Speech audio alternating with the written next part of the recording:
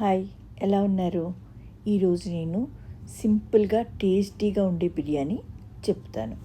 దీనికోసం chicken boneless పీసులు తీసుకొని దాన్ని వాటర్లో వేసి బాయిల్ చేసి పక్కన పెట్టుకోండి. చికెన్ మసాలా కోసం ప్యాన్ వేడెక్కిన తర్వాత నేను చెప్పినవన్నీ ఒకటిగా వేసి కొంచెం రంగు మారేటట్టు మంచి అరోమా బయటకు వచ్చేటట్టుగా వేపుకోండి. ఇవి చల్లారిన తర్వాత మిక్సీ జార్లో తీసుకుని ఇందులోనే కారం వేసి మెత్తగా గ్రైండ్ చేయండి. ఇప్పుడు చికెన్ని ఇలా సన్నగా చేసి పక్కన పెట్టుకోండి. కడాయిలో ఆయిల్ పోసి వేడెక్కిన తర్వాత కరివేపాకు ఉల్లిపాయ వేసి ఎర్రగా వేపుకోండి. దీనిలోనే అల్లం వెల్లుల్లి పేస్ట్ వేసి బాగా వేగిన తర్వాత మన చికెన్ వేసేయండి. వేసి కొంచెం సాల్ట్ వేసుకుని బాగా కలిపి మూత పెట్టుకోండి.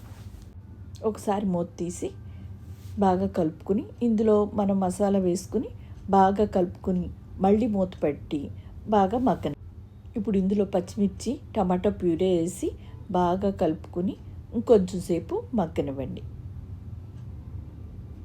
ఇప్పుడు మళ్ళీ మన మసాలా వేసుకుని బాగా కలుపుకోండి. ఇప్పుడు ఇందులో హాట్ వాటరే పోయండి. చూసారా, మన చికెన్ బాగా ఉడికిపోయింది కదా. ఇప్పుడు కొత్తిమీర పుదీనా వేసి బాగా కలుపుకొని పక్కన పెట్టుకోండి. ఇప్పుడు రైస్ ప్రిపేర్ చేసుకుందాం. ఒక కడాయి స్టవ్ మీద పెట్టి దానిలో ఆయిల్ పోసి కరివేపాకు, బిర్యానీ స్పైసెస్, అల్లం వెల్లుల్లి పేస్టు, ఘీ వేసి బాగా వేగిన తర్వాత బాస్మతి రైసు ముందుగా నానబెట్టి ఉంచామండి, అది వేసి ఇందులోనే పచ్చిమిర్చి, పుదీనా, కొత్తిమీర వేసి బాగా వేగిన తర్వాత వేడి నీళ్ళు పోయండి. ఇప్పుడు మనం అత్తెసరు వండుకున్నట్టే రైసు ఇందులో కొంచెం సాల్ట్ కూడా వేసుకోండి. అత్తెసరు ఎలా వండుకుంటామో అలానే, కాకపోతే బాస్మతి రైస్కి 1 గ్లాస్కి 1.5 గ్లాస్ వాటర్. ఇప్పుడు మనం బిర్యానీని ప్లేటింగ్ చేద్దాం. ఒక బౌల్ తీసుకుని ముందు చికెన్ వేసి దాని తర్వాత రైస్ పెట్టండి. ఇలా బోర్లించి పెట్టండి.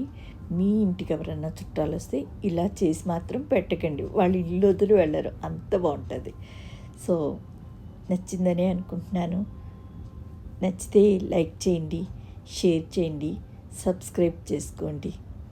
Thank you. అలాగే ఈ వీడియోకి కనీసం 1K లైక్స్ అన్నా రావాలని మీకు నేను రిక్వెస్ట్ చేస్తున్నా.